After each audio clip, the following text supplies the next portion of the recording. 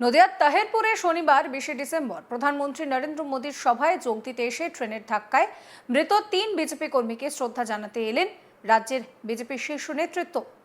নদিয়ার শক্তিনগর জেলা হাসপাতালে আসেন বিজেপির রাজ্য সভাপতি শ্রমিক ভট্টাচার্য, রাজ্যের বিরোধী দলনেতা শুভেন্দু অধিকারী এবং কেন্দ্রীয় প্রতিমন্ত্রী সুকান্ত মজুমদার। 3 বিজেপি কর্মীর মৃতদেহ ময়নাতদন্তের পর সববাহী গাড়িতে করে মুর্শিদাবাদের উদ্দেশ্যে রওনা দেওয়ার আগে শেষ শ্রদ্ধা জানায় বিজেপি নেতৃত্ব।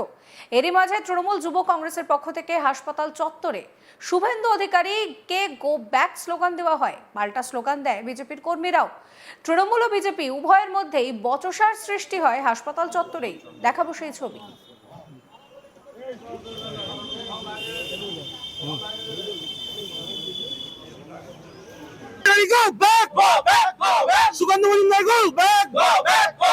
মানুষ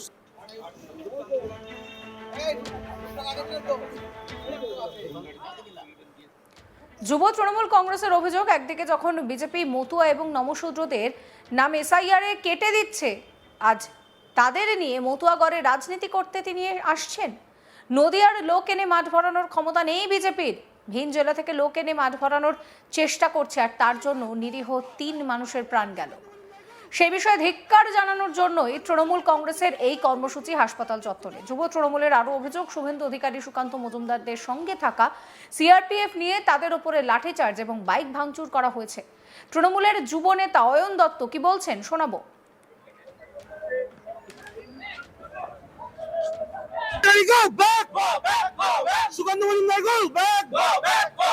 মানুষের মৃত্যু নিয়ে রাজনীতি করতে দিচ্ছি না, দেব না। জয় বাংলা। আজকে বিষয়টা যেটা হচ্ছে যে প্রথমে আমরা সবাই এসেছিলাম ওনাদের সঙ্গে, আমাদের দলের নেতা তথা আমাদের সকলের প্রিয় দাদা অভিষেক বন্দ্যোপাধ্যায়ের নির্দেশে মানুষগুলি মারা গেছে তাদের পাশে দাঁড়ানোর জন্য। ওনাদের নেতৃত্বদের সঙ্গে কথা বলে পরিবারগুলোর পাশে দাঁড়িয়ে পোস্টমর্টমের জন্য যেটুকু করা সবাই পরিচিত। কিন্তু আমাদের বাংলার দীর্ঘদিনের বকেয়া টাকা যেগুলো দিচ্ছে না, আজকে প্রধানমন্ত্রী এসেও বাংলা ও বাঙালি বিদ্বেষী এবং নমশূদ্র মতুয়া শ্রেণীর মানুষের নাম একদিকে কেটে দিচ্ছে এবং আজকে রানাঘাটে মাঠ ভরানোর ক্ষমতা নেই, মুর্শিদাবাদ থেকে লোক আনতে গিয়ে ভাড়া করে আজকে কজন মানুষ প্রাণ হারালো, সাধারণ গরিব মানুষ।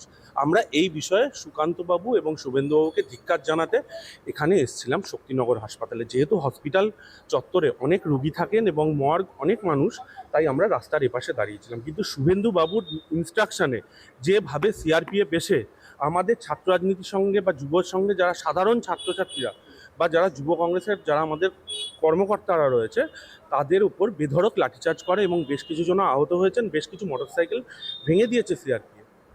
আমরা এই বিষয়ে প্রতিবাদ জানাতে এসেছি। আমরাও সৌজন্য সাক্ষাতেই এখানে এসেছি।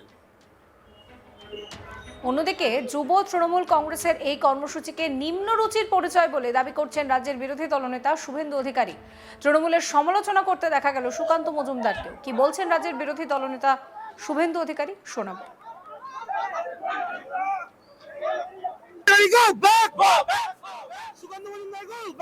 আছে এই কর্তব্যগুলো ভারতীয় জনতা পার্টির প্রত্যেক নিষ্ঠাবান কর্মী, ইনি কত এজেড কর্মী আমাদের দেখুন, আরাধন বাবু, তিনি বাড়ি থেকে ছুটে এসে এখানে তদারকি করছেন। আমরা তাহেরপুরের সভা থেকে তো কলকাতা চলে যেতে পারতাম। আমরাও মনে করেছি যে আমাদের পরিবারের লস হয়েছে। এটা বিজেপি একটা ছোট্ট পরিবার না। বিজেপি আমিতে বিশ্বাস করে না।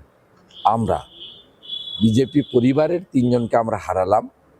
আমরা শোকাতুর হৃদয় নিয়ে এদের বিদায় দেব এবং পাশে থাকবো। তৃণমূলের পক্ষ থেকে একটা অভিযোগ করা হচ্ছে, মৃতদেহের উপরে দাঁড়িয়ে সভা করলো বিজেপি।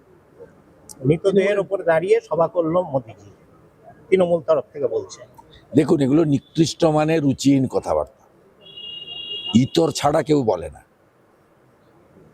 তৃণমূল নর্দমার কীটকেও আঁকড়ে ধরে রাজনীতি করতে চায়, আমাদের এটা প্রয়োজন হয় না। মমতা ব্যানার্জি এবং তার যে সাকরেদদের কত সভায় কত দুর্ঘটনা ঘটিয়েছে তার তালিকা লিখে বলে শেষ করা যাবে না। আমরা তো কখনো বলি না যে মমতা ব্যানার্জি অ্যাক্সিডেন্ট করিয়ে দিয়েছে। এই কয়েকদিন আগে কৃষ্ণনগরে মমতা ব্যানার্জি সভা করতে এসেছিলেন, সব মহিলার সোনার হার ছিনতাই হয়েছে। তাহলে তো মমতা ব্যানার্জি চোর। এই কথার উত্তর তো ওটাই হবে। যে মমতা ব্যানার্জি চুরি করিয়েছেন। তৃণমূল এই অভিযোগ বিজেপি যদি এই মৃত্যুর জন্য তার উপরে দাঁড়িয়ে রাজনীতি করে, তাহলে মমতা ব্যানার্জিও ওই সোনার হারগুলো চুরির জন্য দায়ী। এগুলো অত্যন্ত নিকৃষ্ট মনের, সংকীর্ণ মনের কথাবার্তা। এগুলো না করে এখানে বরঞ্চ প্রশাসনের পক্ষ থেকে এসে রাজধর্ম পালন করা উচিত ছিল। সরকার ওদের, পৌরসভা ওদের, পুলিশ প্রশাসন ওদের, তাদের বরঞ্চ এগিয়ে এসে উচিত ছিল এই সময়কালে রাজনীতির ঊর্ধ্বে উঠে একসঙ্গে সকলের পাশে দাঁড়ানো। দেখা করতে এসেছিলেন এবং পাশে থাকার বার্তাও দিয়ে গিয়েছেন, সাহায্যের বার্তাটা কে যুব সভাপতি? অয়ন দত্ত। মানে গৌরীবাবুর ছেলে। আচ্ছা, তিনি এসে দেখা করেছেন। দেখা করে গিয়েছে। তো ঠিক আছে, ভালো। এটা কি শুধু রাজনৈতিক নাকি মানবিক হিসাবে দেখছেন বিষয়টা? সেটা ও বলতে পারবে। ওকে কেউ আসতে যদি বলে থাকে রাজনৈতিক, আর নিজে থেকে যদি এসে থাকে মানবিক, আমি তো জানি না। ওকে ফোন করে কেউ আসতে বলেছে না নিজে এসছে? দুটো বলে দিলাম, ওকে জিজ্ঞেস করুন নয়ন দত্তকে, ও বলে দিতে পারবে। ও যদি বলে দলের নির্দেশে এসেছি তাহলে রাজনৈতিক, আর যদি বলে শুনে এসেছি তাহলে মানবিক। এ নিয়ে কি বলছেন কেন্দ্রীয় প্রতিমন্ত্রী সুকান্ত মজুমদার, শোনাবো আপনাদের। অনেকে প্রাকৃতিক বিপর্যয়কে রাজনৈতিকভাবে ব্যবহার করে, মোদী সেটা উল্লেখ করেছেন। সমঝদারও কে লিয়ে ইশারাই কাটিয়ে কারা করেন। এর আগে আমরা দেখেছি কারো বিমানে বিভ্রাট হলে সেটা বলতেন মোদিজি করিয়েছে। আজকে কিন্তু মোদিজি সেটা বলেন, এবং তার থেকেও বড় কথা যে আমাদের কর্মীরা একটু দুর্ঘটনায় তারা প্রাণ হারিয়েছে, 3 জন। সেই ঘটনাকে নিয়ে তৃণমূল কংগ্রেস যে নোংরা রাজনীতিতে নেমেছে, ওরা তো রাজনীতি করছে বিজেপির। মহুয়া মৈত্র টুইট করছে, অভিষেক বন্দ্যোপাধ্যায় তার কর্মীদেরকে তাদের বাড়িতে যেতে বলেছে। কেন? বিজেপির যারা 200 জন কর্মী খুন হয়েছে 2014 থেকে আজ অবধি, তাদের বাড়িতে তো কেউ যায়নি, যারা তৃণমূলের দ্বারা খুন হয়েছে। কংগ্রেসের যে সমস্ত কর্মীরা তৃণমূল কংগ্রেস দ্বারা খুন হয়েছে, তাদের বাড়িতে তো অভিষেক বন্দ্যোপাধ্যায় কাউকে পাঠাননি। বা এই যে প্রাকৃতিক বিপর্যয়ে যাদের জীবন যাচ্ছে, তাদের বাড়িতে তো অভিষেক বন্দ্যোপাধ্যায় কাউকে পাঠাননি। আজকে দেখা গেল এখানেই তৃণমূল যুব সভাপতির নেতৃত্বে জয় বাংলা স্লোগান নিয়ে বিজেপি কর্মীদের সঙ্গে একটা হাতাহাতি হওয়ার উপক্রম। এই ব্যাপারে দেখো, তৃণমূল কংগ্রেসই পারে একমাত্র, যেরকম একটা দুঃখজনক সময় যখন আমরা আমাদের 3 জন কর্মীকে হারিয়েছি, আমরা সবাই মর্মাহত, দুঃখিত, মন ভালো নেই কারো, সেখানে এসেও তারা জয় বাংলা স্লোগান দিচ্ছে এবং আমাদের নেতাদের উপর হামলা করার চেষ্টা চালাচ্ছে। আরে অয়ন বাবু, আগে চোখটা খুলে শেখো, বাংলাদেশে কি হচ্ছে দেখো। জয় বাংলা বলছো, নিজের বাড়িতে গিয়ে বলো বাবা মাকে জয় বাংলা সামলা। লুঙ্গি যখন এসে এখান থেকে তাড়াবে, কোথায় যাবে পালাইয়ে, সেইটা অয়নবাবুকে খুঁজে নিতে বলেন সেই জায়গাটা। 2 দিন পর লুঙ্গিরা এসে পাঠাবে। বাংলাদেশে যেরকম টিপু দাস দিয়ে দিয়েছে, সেরকম অয়নবাবুকে।